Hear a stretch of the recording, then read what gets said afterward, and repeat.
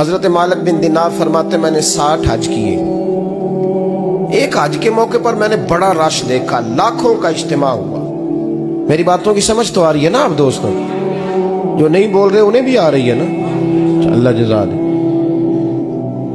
कहते लाखों का मजमा था तो मेरे दिल में ख्याल आया, मैंने कहा अल्लाह इतने लोग आए हैं, इनका हज कबूल भी हुआ है कि नहीं? फरमाते मैं सोच रहा था तो रात को ना ख्वाब में मैंने किसी कहने वाले को कहते हुए सुना कि सब का कबूल हो गया। बल्ख का रहने वाला मोहम्मद बिन हारून बल्खी है, उसका हज कबूल नहीं। फरमाते शहरों के अलग-अलग खेमे लगते थे। अब भी आप हज करने जाएं तो पाकिस्तानियों की रिहायशें अलग होती हैं, इंडियन की अलग, बांग्लादेश के अलग, मिस्री, यमनी, सब लोग अलग-अलग रिहायशें होती हैं, झंडे लगे होते हैं मुल्कों के। कहते मैंने सवेरे उठ के ढूंढना शुरू कर दिया, ढूंढता हूं वो बंदा मिले। कहते जहां बल्ख शहर के लोग रहते थे वहां चला गया तो मैंने लोगों से पूछा तुम में मोहम्मद बिन हारून बल्खी कौन है? लोग कहने लगे वो तो बड़ा नेक आदमी है, परहेजगार है, बड़े भोले भाले, बड़े अल्लाह वाले, रियाज आपको बस हम ही जानते, वो तो बड़ा नेक है, परहेजगार आदमी। तो मैंने कहा अच्छा कहाँ है? उन्होंने कहा पहाड़ के पीछे उसने खैमा लगाया हुआ है, सारी रात इबादत करता है, सारा दिन रोजा रखता है, कायमुल लैल है, साइमुद दहर है। क्या बात? फरमाते मैं उन लोगों की बात सुन के हैरान हो गया कि मुझे क्या बताया गया, ये क्या कह रहे हैं? फरमाते मैं पहाड़ के पीछे गया। हज़रत मालिक बिन दिनार अलैहि रहमा फरमाते हैं जब मैं वहां पहुंचा तो मैंने उस शख्स को मुसल्ले पे बैठे देखा। कसरत इबादत के आसार उसके वजूद पर नजर आ रहे, सीधा बाजू उसका कटा हुआ था।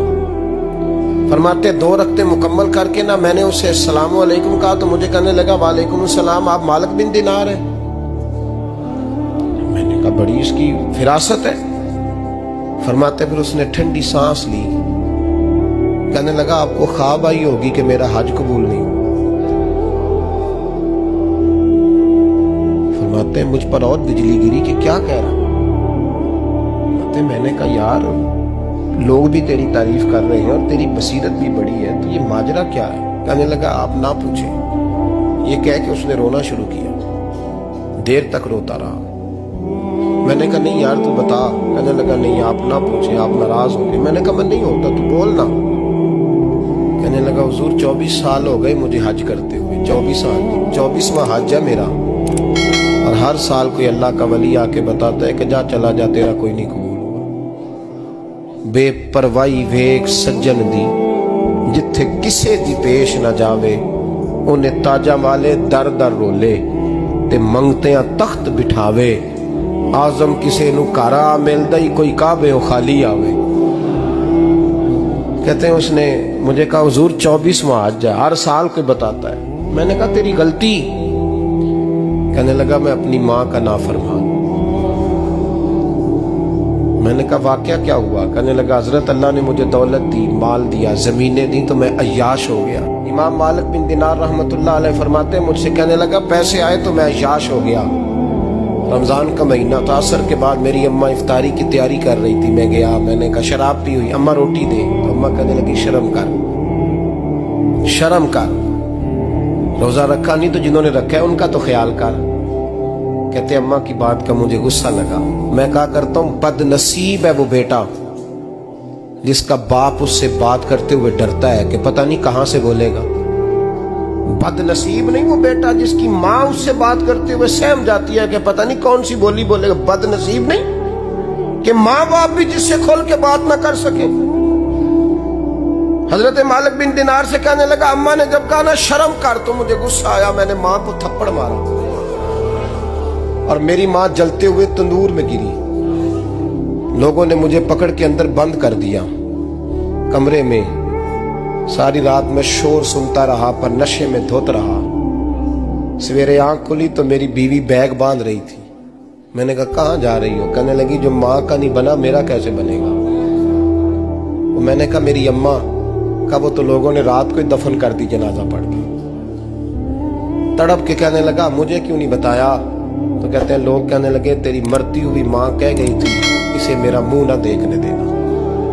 मेरे जनाजे के करीब ना आए।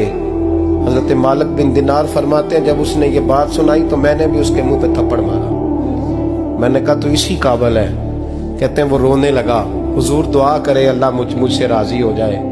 कहने लगा जब माँ की इंतकाल की खबर मिली तो मैंने कुल्हाड़ी लेके वो हाथ काट दिया जिससे माँ को मारा था। मैंने सारी जायदादें खिरात कर दी। 24 साल हो गए, 24 साल। सारी रात नमाज पढ़ता हूँ, रोजा रखता हूँ, हज करता हूँ, पर हर साल कोई आके कहता है जा दौड़ जा, तेरा कोई नहीं कबूल हुआ। हुजूर दुआ करे मालिक राजी हो जाए। फरमाते मैं थप्पड़ मार के आ गया। मैंने कहा तुझसे राजी हो जाए इतने जालिम से? इमाम मालिक फरमाते रात को आके सोया तो मुझे ख्वाब में रसूल पाक का दीदार हुआ। तो नबी पाक अलैहिस्सलाम ने फरमाया मालिक तू उसे मायूस क्यों कर आया है? अल्लाह तो बड़ा मेहरबान है। का हुजूर माँ के नाफरमान को माफी कैसे मिलेगी? तो इमाम मालिक फरमाने लगे नबी करीम ने फरमाया जा उसे जाके बता दे तुझे कयामत में तेरी माँ की वजह से बख्श दिया जाएगा। का हुजूर अम्मा की वजह से किस तरह? तो महबूब फरमाने लगे इसकी माँ कयामत में इसके खिलाफ मुकदमा दायर करेगी रब करीम की अदालत में। ए अल्लाह मैंने 9 माह पेट में रखा, दर्द सह के इसे जना, जिगर का खून पिला के पाला और इसी ने मुझे कत्ल किया। रब करीम इसकी माँ का मुकदमा सुन के कहेगा उठाओ इसको दोज़ख में फेंको, इसने माँ जलाई थी इसे भी जलाओ। महबूब फरमाने लगे जब पकड़ करके मालिक उसको मोहम्मद बिन हारून को लोग ले जाएंगे ना जहन्नम की तरफ, अभी फरिश्ते घसीटेंगे ही तो पलट के फिर अम्मा की तरफ देखेगा और दूसरी दफा फिर घसीटेंगे तो पलट के देखेगा और तीसरी दफा फिर पलट के कहेगा अम्मा ये मुझे जलाने लगे, अम्मा ये जहन्नम में फेंकने लगे। मेरे हबीब फरमाने लगे वो जल के मरने वाली माँ वहां भी बोल पड़ेगी, कहेगी या अल्लाह चल मैंने माफ किया तू भी माफ कर।